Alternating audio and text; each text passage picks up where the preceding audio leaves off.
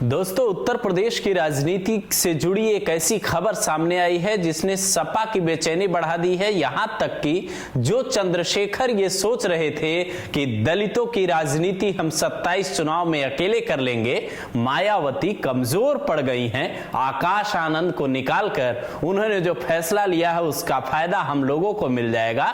उन्हें बड़ा झटका लगा है। मायावती ने एक ऐसा फैसला लिया है कि आप भी सुनकर दंग रह जाएंगे। शाम करीब 6 बजे जो ट्वीट आकाश आनंद ने माफी वाला किया था उस पर मायावती ने जवाब दे दिया है और यह साफ कर दिया है कि माफी आकाश आनंद को तो मिलेगी, लेकिन किसे माफी नहीं मिलेगी। जैसे आकाश आनंद ने 4 ट्वीट करके मायावती से यह कहा था कि मुझे पार्टी में दोबारा काम करने का मौका दीजिए, वैसे ही मायावती ने 4 ट्वीट करके यह बता दिया, उनके एक-एक सवालों का जवाब दे दिया। जो माफी मांगी थी उन्होंने उसको लेकर क्या कहा, 4 ट्वीट में मायावती ने क्या-क्या लिखा है, जरा वो सुनिए। फिर इस बात पे भी आते हैं कि मायावती के इस ट्वीट के आखिर मायने क्या है और उत्तर प्रदेश में अब क्या बदलने वाला है सियासत में।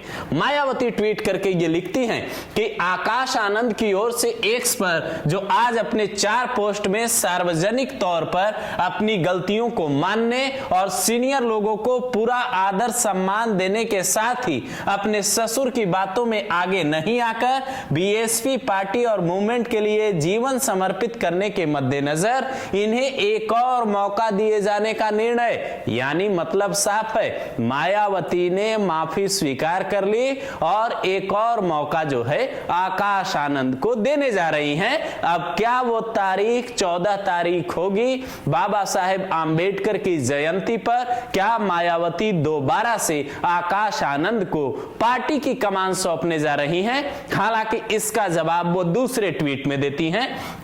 वो दूसरे ट्वीट में लिखती हैं, वैसे मैं अभी स्वस्थ हूं और जब तक पूरी तरह से स्वस्थ रहूंगी मान्यवर श्री काशीराम जी की तरह पार्टी और मूवमेंट के लिए पूरे जी जान और तन्मयता से समर्पित रहकर कार्य करती रहूंगी। ऐसे में मेरे उत्तराधिकारी बनाने का कोई प्रश्न नहीं उठता। मैं अपने निर्णय पर अटल हूं और रहूंगी। तो इसका मतलब ये क्या लगा लिया जाए कि मायावती आकाश आनंद को उत्तराधिकारी घोषित तो नहीं करने वाली हैं फिलहाल, लेकिन पार्टी में वापस लेने का फैसला जो है वो ले सकती हैं। इसके बाद जरा इनका तीसरा ट्वीट देखिए। मायावती ये लिखती हैं कि वैसे पार्टी से निष्कासन के बाद आकाश अपनी तमाम गलतियों के लिए माफी मांगने और ऐसी गलती ना करने को लेकर लोगों से लगातार संपर्क करता रहा है। आज उसने सार्वजनिक तौर पर अपनी गलतियों को मानते हुए अपने ससुर की बातों में ना आने का संकल्प व्यक्त किया है, किंतु आकाश के ससुर श्री अशोक सिद्धार्थ की गलतियां अक्षम्य है, ये माफी के लायक नहीं है। उन्होंने गुटबाजी आदि जैसी घोर पार्टी विरोधी गतिविधियों के साथ आकाश के करियर को बर्बाद करने में कोई कसर नहीं छोड़ी, इसलिए उनको माफ करने और पार्टी में लेने का सवाल पैदा नहीं होता। तो मतलब क्या ये है कि आकाश आनंद पार्टी में आएंगे और उनके जो ससुर हैं उनकी पार्टी में एंट्री के दरवाजे हमेशा हमेशा के लिए बंद हो गए हैं। और क्या इसी शर्त के आधार पर मायावती आकाश आनंद को पार्टी में दोबारा से वापस लेने जा रही हैं? आपको क्या लगता है दोस्तों, 2 घंटे के भीतर बसपा में इतना बड़ा फैसला आखिर कैसे हुआ? करीब 6 बजे आकाश आनंद ट्वीट करते हैं और करीब 8:30 बजे मायावती ये ट्वीट करके सबको चौंका देती हैं कि आकाश आनंद को उन्होंने एक और मौका देने का निर्णय लिया है।